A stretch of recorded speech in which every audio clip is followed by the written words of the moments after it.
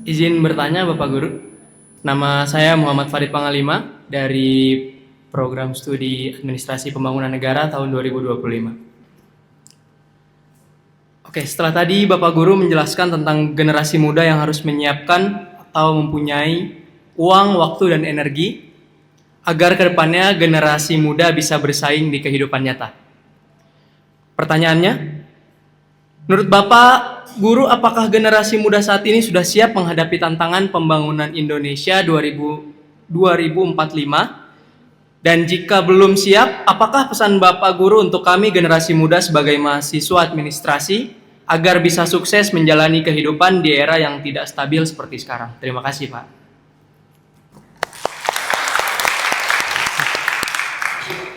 Oke, barangkali bisa kita tampung dulu ya. Oh, tepuk. Dulu mulai ya. Jadi kita buka 2 pertanyaan lagi. Oke. Oh. Tadi Tesar duluan pertama ya. Oke, silakan.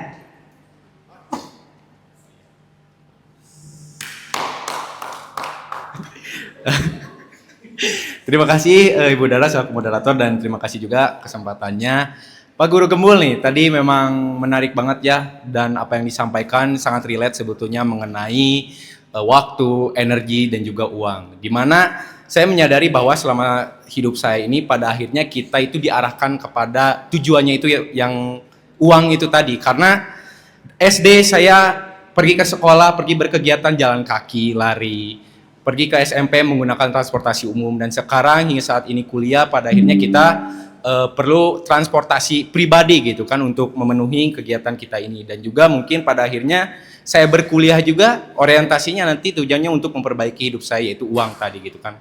Nah memang hal-hal tersebut itu sudah melekat gitu, pada akhirnya tuh seakan-akan kondisi kita tuh mendorong ke arah sana gitu. Tujuannya tuh ke arah sana untuk menghasilkan uang dan untuk memperbaiki hidup gitu. Tidak seperti mungkin zaman-zaman dulu ya, filsuf di mana ada tokoh yang kita sempat bahas, dia siapa? Filsuf yang tidak mau menerima kekayaan dari pimpinan perang tuh, yang menguasai dunia itu siapa? Ya, nah itu saya pernah diskusi juga. Nah itu kan zaman-zaman dulu masih ada gitu bahwa orang yang kaya itu tidak perlu mendapatkan uang, mendapatkan harta, tetapi kan pada akhirnya masyarakat atau manusia saat ini tuh untuk sejahtera tuh ya seperti itu gitu. Nah itu tuh saya tuh ingin bertanya kenapa hal itu tuh bisa terjadi gitu kan, dan selain itu juga ada hal yang saya ingin tanyakan mengenai praktik di daerah, di mana ini menjadi tantangan kita apabila menjadi seorang pemimpin, di mana persoalannya adalah partisipasi Bapak.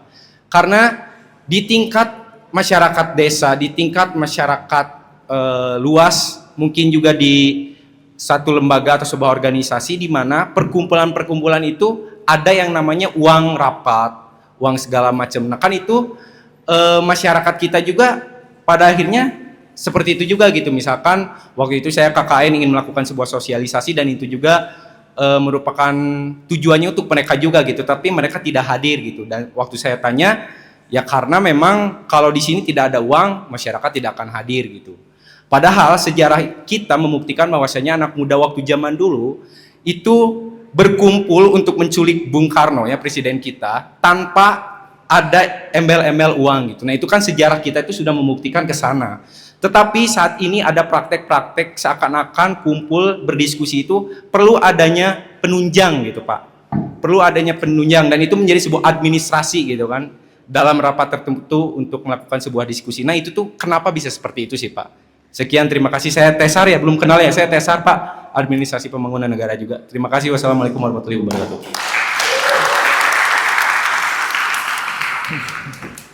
Oke, barangkali satu pertanyaan lagi untuk sesi kedua. Oke, boleh silakan.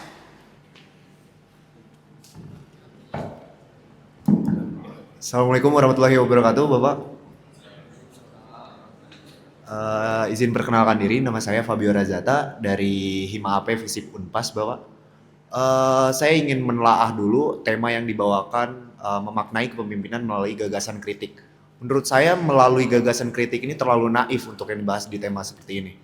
Karena yang saya tahu, desentralisasi keadaan yang ada di Indonesia ini sudah masuk pada pola yang namanya elite capture, Pak. Yang dimana gagasan rakyat dipakai untuk kepentingan politik gitu. Dan tadi Bapak membahas juga soal bonus demografi. Biarkanlah anak-anak muda ini berkembang pada masa 2045. Tapi saya ingin memetakan umur yang ada di bonus demografi ini. Di sini ada pemerintah, ada anak muda, dan ada pihak oposisi. Yang saya mau kritisi itu adalah kalau misalkan dari tadi kita mengkritisi pemerintah, saya ingin mengkritisi oposisi juga. Dan bagaimana Bapak Guru Gembul ini bisa meyakinkan kami para mahasiswa bahwa gagasan kritik yang sudah kita gagas dan kita aspirasikan tidak dipakai juga oleh tokoh-tokoh politik, tokoh-tokoh oposisi yang ada.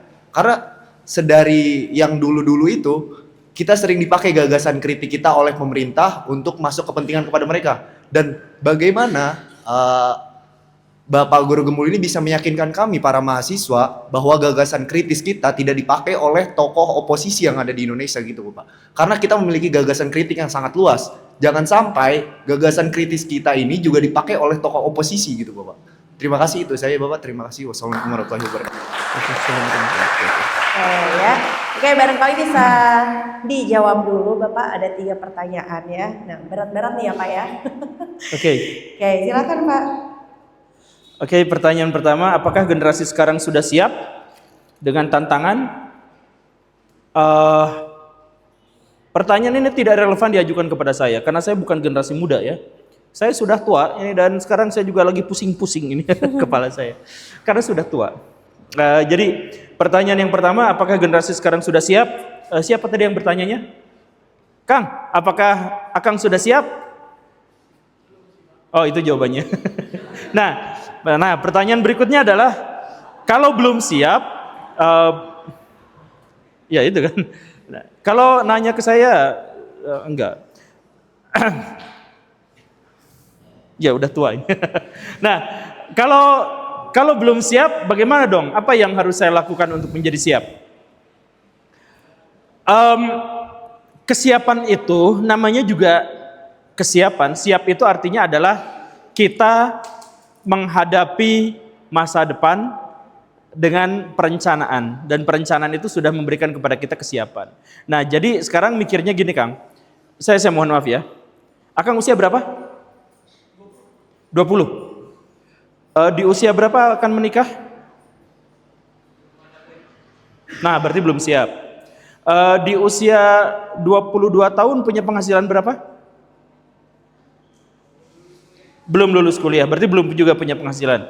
Oke, pada usia berapa kira-kira Akang punya penghasilan 20 juta rupiah sebulan? Pada usia berapa? Insya Allah di umur 30 tahun. Oke, dengan cara apa? Kerja apa yang 20 juta sebulan? Buka usaha apa?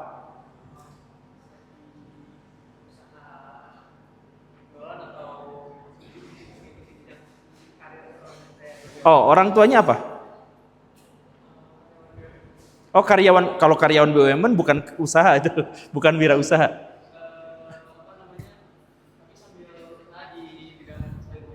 Oh, jual sayur mayur buat kelinci itu. Oke.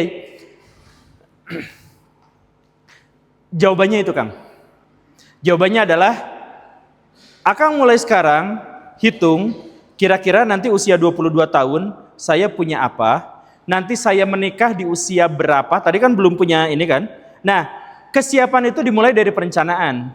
Akan rencanakan nikah usia berapa, dengan siapa, kriteria makhluknya seperti apa, jenis kelaminnya apa. Ya, semuanya. Nah, persiapan itu dimulainya dari mana? Dimulainya dari perencanaan, dimulainya dari visi misi. Kalau Akang belum memiliki visi ke depan, ia tidak akan bisa merencanakan apapun. Kalau belum merencanakan apapun, ia belum akan siap dengan apapun. Jadi, Kang, sekarang malam-malam nanti Akang merenung, nanti 25 tahun Akang punya penghasilan dari mana, berapa, detailkan. Jangan, nanti mungkin, bukan. Akang punya perencanaan. Nah, untuk menjadi siap tuh gitu, Kang. Akang menikah dengan usia, di sini ada calon Akang? Ada calon? Enggak ada. Di sini ada yang patah hati. Ini Akang yang baju biru dari tadi ngeliatin patah hati kayaknya barusan. Nah, rencanakan itu Kang, mulai dari sekarang. Nah, perencanaan itu menghasilkan apa? Menghasilkan aksi. Saya misalkan ya, saya di umur 20 tahun pengen jadi presiden. Maka saya pasti akan berpikir di usia 25 tahun saya harus jadi masuk ke partai politik. Terus jadi anggota DPR dulu, terus cari kenalan dulu, gitu kan? Itu namanya perencanaan. Nah, setelah itu, mau jadi atau tidak jadi presiden, dia sudah siap. Jadi kalau pertanyaannya gimana cara memberikan kepada kita kesiapan, cari visi misi kita apa, bikin pemetaannya, lalu rencanakan itu. Mulai dari sekarang silahkan rencanakan semuanya. Di sini siapa yang mau punya rumah dan mobil di usia sebelum 30 tahun, Cung? Nah, yang mau doang dengan yang pasti akan mencapai itu terpisahnya pada perencanaan.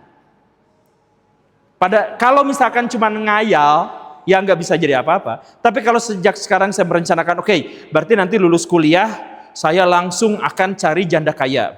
Setelah itu, misalkan ya, itu kan bagian dari perencanaan kan?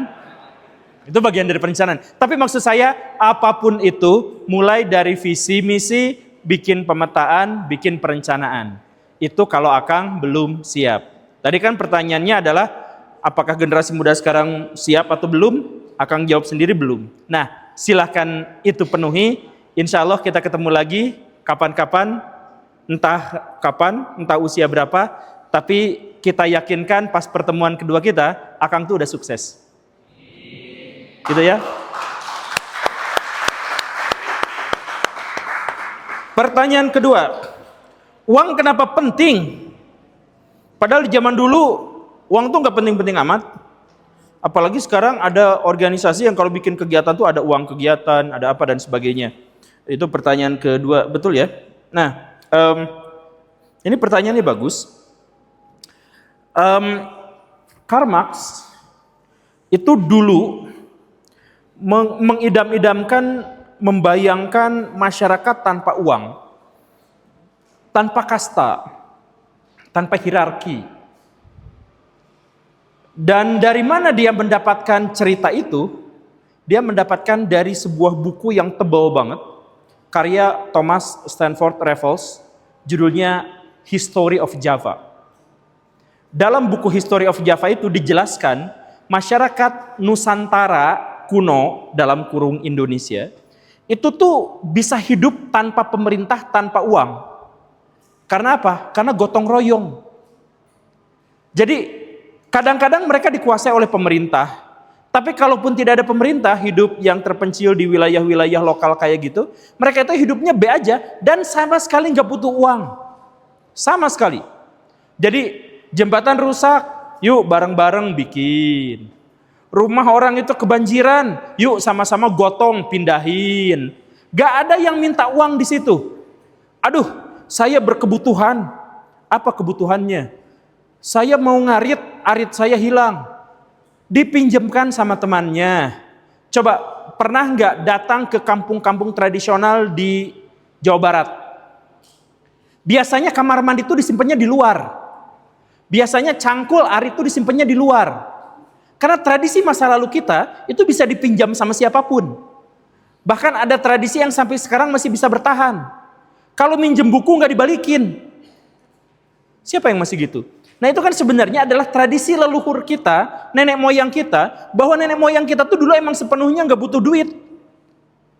Karena apa? Gotong royong. Makanya gotong royong tuh bukan perilaku. Gotong royong tuh ideologi yang dipakai oleh Bung Karno. Makanya Bung Karno dekat ke kiri. Karena apa? Referensinya sama-sama gotong royong. Mau Karl Marx, mau Soekarno, sama-sama ngambil referensinya itu adalah dari gotong royong masyarakat kuno Nusantara. Begitu. Nah, sekarang kok apa-apa butuh uang? Karena sekarang dunia menjadi jauh lebih terrekayasa. Jadi kalau dulu manusia itu hidupnya bersama alam. Sekarang manusia itu berlomba-lomba untuk mengkhianati alam. Karena manusia mengkhianati alam, maka manusia itu butuh duit. Contohnya gini, orang zaman dulu takut sama macan, betul ya? Sekarang orang tuh pengen membutuhkan sensasi takut sama macan, karena sudah tidak ada lagi macan. Jadi apa yang dia lakukan? Dia nonton film Godzilla. Dia pengen menikmati rasa takut itu, tapi kalau harimau itu kecil ternyata. Mereka tuh butuh sesuatu yang sensasi yang lebih besar. Diciptakan Godzilla. Tapi Godzilla dulu pas pertama kali dibuat 50 meter. Generasi berikutnya pengen merekayasa, pengen lebih serem lagi. Tambahin jadi 70 meter. Dan terakhir kemarin 122 meter. Godzilla terbaru. Kenapa? Karena kita butuh rasa takut yang intens, tapi dengan merekayasa. Godzilla asli itu kan gak pernah ada. Iya kan? Lihat misalkan orang-orang zaman dulu, saya mohon maaf ya, orang zaman dulu tuh, istrinya tonggos, bapaknya udik, panu, kadas, kurap, semuanya ada di kulitnya. Tapi mereka bisa, saya mohon maaf ya, mereka bisa menikmati seks sampai akhir hayat. Sekarang istrinya cantik, udah habis-habisan dipoles, bercerai besoknya. Karena apa? Karena sekarang itu kita tuh merekayasa. Jadi bukan hidup selaras dengan alam, tapi kita merekayasa diri kita agar mengkhianati alam. Nah, karena itu kita tuh butuh duit. Nah, kenapa duit sekarang menjadi sangat mewah, menjadi sangat penting? Karena dia tuh adalah alat transaksi untuk memberikan kepada kita lebih banyak pilihan. Orang zaman dulu, pilihannya tuh cuma satu, makan untuk hidup. Betul kan? Karena itu, maka dia tuh pilihannya gak butuh duit. Sekarang, makan tuh bukan untuk kenyang, untuk enak. Ada bakso, ada pizza, ada batagor, ada mie ayam, ada makanan di Solaria, ada makanan di Starbucks dan sebagainya. Setiap itu tuh harganya beda-beda. Kalau misalkan kita cuma punya duit 5.000, yang bisa kita beli itu adalah gorengan, dapat 4. Tapi kalau kita punya 100 juta, ada jutaan pilihan makanan yang bisa kita ambil. Betul kan? Nah, jadi uang itu adalah alat untuk memilih. Dulu kita nggak punya pilihan. Dulu kita nggak punya pilihan. Makan tuh ya untuk hidup. Selesai di situ. Makanya kita nggak butuh duit. Sekarang kita butuh duit karena banyak pilihan yang dihasilkan oleh rekayasa kita mengkhianati alam. Coba kalau makanan kita cuman jagung doang. Mau nggak? Enggak. Kita pengennya jagung yang dicampur susu dan dicampur keju. Jasuke. Uchiha Jasuke. Kan gitu kan? Nah, karena kita pengen banyak pilihan untuk mengkhianati alam, kita butuh uang. Itu masalahnya. Nah, apakah itu situasi yang baik? Itu bukan soal baik buruk. Itu adalah tuntutan karena kita sekarang hidup dalam pengkhianatan terhadap alam. Jadi gini nih, di zaman sekarang kita hidup balik lagi ke alam, kita bakal punah semuanya. Kalau bumi ini hidup tanpa rekayasa, maka daya tampung terhadap manusia itu tidak lebih dari 500 juta. Gak lebih dari itu. Kalau lebih dari itu sudah ada rekayasa. Contohnya gini, orang-orang yang hidup di Rusia, sebagian Rusia, atau hidup di Islandia, mereka kenapa bisa bertahan hidup? Kenapa jadi ada kota besar di sana? Karena ada listrik yang bisa menghangatkan rumah. Seandainya tidak ada, mati semua mereka beku. Jadi tempat itu tidak boleh ditinggali, tapi sekarang bisa ditinggali karena rekayasa alam. Begitu kan? Sumber daya makan kita, kenapa kita makan setiap hari itu cukup? Padahal kan kita nggak punya sawah. Karena kita ada mobil, ada traktor, ada kapal laut yang mendistribusikan makanan kita. Coba seandainya tidak ada rekayasa itu, kita nggak bisa hidup. Makanya tanpa rekayasa, populasi manusia itu nggak pernah lebih dari 500 juta. Nah, rekayasa alam itu, pengkhianatan terhadap alam itu butuh uang. Karena uang itu alat transaksi untuk mengambil pilihan-pilihan untuk merekayasa alam. Coba sekarang di sini. Coba acungkan tangan dengan cara apa kalian bisa hidup di dunia modern tanpa uang. Misalkan, saya bisa ngambil bala-bala dari rumah tetangga langsung dibawa kabur, misalkan gitu ya. Bala-bala itu hasil dari uang. Iya kan? Karena ada minyak goreng, yang didistribusikan pakai mobil, yang mobilnya pakai bensin, yang bensinnya itu pakai uang. Kemudian pas sampai ke kota kita, dia masuk ke supermarket. Supermarketnya itu membutuhkan tenaga kerja yang pakai uang, listrik yang pakai uang, semuanya pakai uang. Karena kita hidup dalam rekayasa alam, maka kita membutuhkan uang. Jadi kita tidak bisa membandingkan dengan orang zaman dulu yang hidup tanpa uang. Begitu rumusannya, sederhananya. Karena kita sudah merekayasa alam. Kita bisa hidup di sini. Emak-emak yang melahirkan, saya mohon maaf ya, seandainya tanpa rekayasa alam, 20% dari semua perempuan meninggal karena melahirkan. Itu datanya. Tapi kan sekarang kebanyakan emak-emak tuh bisa bertahan hidup walaupun sudah melahirkan. Melahirkan tuh menyakitkan luar biasa, itu resikonya besar luar biasa. Di zaman dulu sebelum ada rekayasa, 20% perempuan meninggal karena melahirkan atau komplikasi melahirkan berkali-kali. Itu fakta. Mau nggak kita hidup di zaman itu? Bisa, tapi sisakan 500. Jadi kalau di sini ada 8 miliar, 500 juta itu berapa? Sekitar berapa? 1/40? Ya sekitar segitunya. Berarti kalau di sini ada 40 orang, yang tersisa itu hanya satu yang selamat di sini. Sisanya meninggal semua. Itu baru kita bisa hidup tanpa uang. Rumusan sederhananya begitu. Nah, lalu bagaimana dong kita ininya? Yang paling penting dari uang itu adalah jadikan uang itu sebagai budak, bukan sebagai majikan. Itu yang paling pentingnya. Jadi karena uang itu adalah aset kita, jangan jadikan dia tuh bos. Kalau ada orang di sini yang mencari uang sampai mengorbankan kebahagiaan, nah itu kacrutnya. Uang tuh untuk memberikan kepada kita kebahagiaan. Ngasih kita batagor, ngasih kita bala-bala, kita bisa milih. Dengan apa? Dengan uang. Jadi uang tuh apa? Uang tuh budak kita. Tapi kalau sampai ada orang yang menderita, mengorbankan begitu banyak cerita demi uang, nah itu kebalik.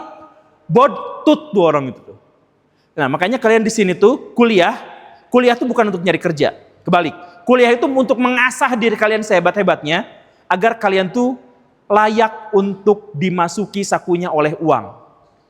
Jadi kalian tuh majikannya uang. Nah kalau tadi ada yang ini organisasi sampai ada uang kegiatan, ada uang dan sebagainya. Di satu sisi ada potensi bahwa itu adalah profesionalisme. Tapi ada potensi lain bahwa organisasi itu lagi sekarat. Kalau ada organisasi yang apa-apa tuh uang, itu kemungkinan karena dia profesional atau karena dia tuh sekarat. Karena apa? Organisasi itu punya 3 pilihan untuk memelihara kesetiaan dari member-membernya. 1, dia punya ideologi yang sama sehingga bersatu dan berorganisasi. 2, dia punya chemistry yang sama sehingga dia berorganisasi. 3, karena dia mencari keuntungan. Nah, jadi kalau misalkan keuntungan ini yang dicari-carinya, ada potensi bahwa organisasi itu nggak punya visi misi atau tidak punya keterikatan di dalam antar anggotanya. Jadi silahkan analisis, itu organisasi, itu kegiatan itu macam yang mana. Kalau organisasi itu bisa bertahan tanpa uang, tapi dia masih menggelontorkan uang, berarti sehat.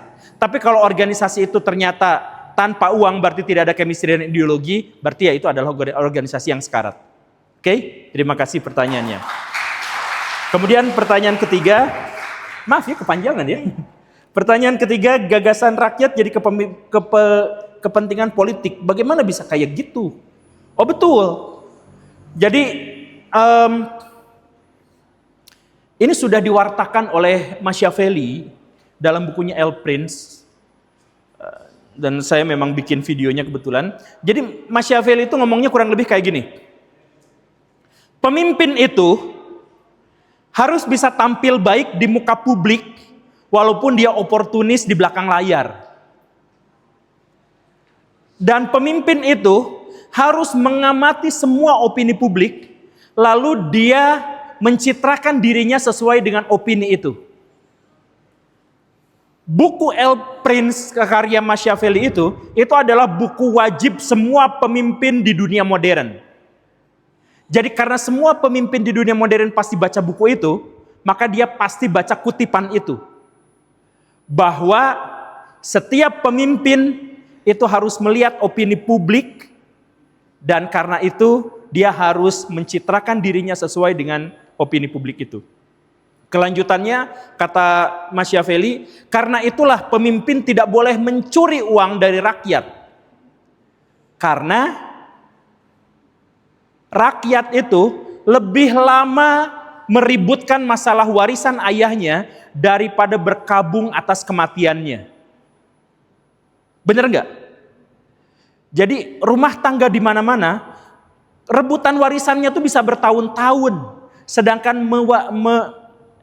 menangisi kematian ayahnya itu sehari 2 hari doang. Itu fakta, itu realitas. Jadi Machiavelli itu memaksa para pemimpin untuk melihat realitas. Emang realitas masyarakat tuh gitu. Jadi cari aja visinya apa, keinginannya apa, opininya apa, kita nyamar jadi sesuai dengan opini itu. Ini terlihat dari presiden kita, lagi-lagi ya, kita terlihat dari presiden kita. Presiden kita mikir, menurut survei, di Indonesia mayoritas dipenuhi oleh anak muda. Oh, berarti kita harus menyamar jadi anak muda. Jadi Pak Prabowo Subianto yang biasanya tegas, gagah, berpidato berapi-api, tiba-tiba standar TikTok. Karena anak muda nonton TikTok. Dan dia langsung memilih wakilnya juga merepresentasikan anak muda. Ya itu yang terjadi. Prabowo Subianto, siapa yang korupsi pecatin, tangkap, masukkan ke dalam penjara. Tom Lembong dimasukkan ke dalam penjara. Muncul opini publik, waduh ternyata itu kriminalisasi ya. Saya harus mencitrakan diri sesuai dengan opini masyarakat. Pas sudah divonis, bebaskan lagi. Saya membebaskan orang yang dikriminalisasi. Semua kebijakan itu disesuaikan dengan opini publik. Ya itulah bukti bahwa Pak Prabowo Subianto membaca buku Machiavelli. Emang sudah diwartakan seperti itu. Jadi siapa tadi yang bertanya tuh oh ini. Emang sudah diwartakan seperti itu. Jadi para politikusnya memang seperti itu. Nah, jadi sekarang kita apa yang harus dilakukan? Prinsipnya gini, Kang. Prinsipnya gini. Di dunia politik tidak pernah ada keadilan. Di dunia politik tidak pernah ada kebenaran. Yang ada itu adalah hukum rimba. Siapa yang kuat, dia yang menang. Itu fakta. Nah, jadi siapa nanti yang akan dipenjara? Orang yang lemah. Siapa nanti yang akan dikorbankan? Orang yang lemah. Siapa yang nanti akan dikriminalisasi? Orang yang lemah. Siapa nanti rakyat jelata yang akan dibuat lebih miskin lagi? Orang yang tidak bisa bersuara. Siapa nanti yang akan dikasih duit? Bos-bos besar. Itu pasti. Coba sekarang saya ajak Akang berpikir ala Machiavelli yang tadi itu. Kang, Akang jadi presiden. Lalu Akang punya anggaran untuk dibagikan kepada masyarakat itu 1.000 triliun. Lalu ada 2 golongan masyarakat. Yang satu fakir miskin. Pak, berikan 1.000 triliun itu untuk kami, untuk subsidi. Karena kami kelaparan, kami nggak bisa menyekolahkan anak-anak kami. Tolong berikan subsidi itu kepada kami. Satu golongan itu, minta 1.000 triliun. Lalu yang satu lagi orang kaya. Pak, kami minta uang 1.000 triliun itu untuk menambah kekayaan kami. Untuk menambah aset-aset kami. Akang jadi presiden, pilih kasih ke siapa? Kasih yang kaya. Itulah pikiran Machiavelli. Itulah pikiran Prabowo. Kasih itu kepada orang yang kaya.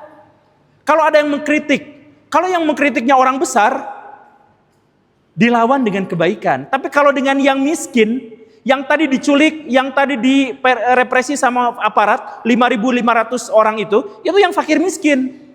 Karena apa? Karena mereka nggak bersuara dan adem aja. Tapi kalau yang besar, nah, kalau Akang misalkan, kalau Prabowo ngasih kepada fakir miskin, duit subsidi itu habis. Kalau dikasihkan sebagai bantuan habis, dikasihkan sebagai utang, nggak akan balik, dijamin. Tapi kalau dikasih ke orang kaya itu akan bikin pabrik. Pabrik itu akan menghidupi fakir miskin. Pajaknya bisa diambil dan pemerintah bisa mengklaim bahwa pertumbuhan ekonomi kami bisa kaya raya karena kami, gitu kan? Nah, itu realistisnya tuh begitu. Jadi ketika Akang tadi bertanya, nanti aspirasi-aspirasi kami, opini-opini kami nanti akan dijadikan sebagai bahan untuk jadi kekuatan politik, untuk kepentingan politik. Pasti. Itu pasti. Itu pasti. Jadi bagaimana dong menghindarinya? Gak apa-apa, selama kita itu tetap bisa mengawasi bahwa itu tuh bukan hanya sekedar gimmick. Kayak KDM. KDM itu kan masyarakat menginginkan, kami butuh pemimpin yang egaliter. KDM tuh jadi egaliter beneran, bukan gimmick. Kalau gimmick tuh yang bagi-bagi kaos sambil cemberut gitu.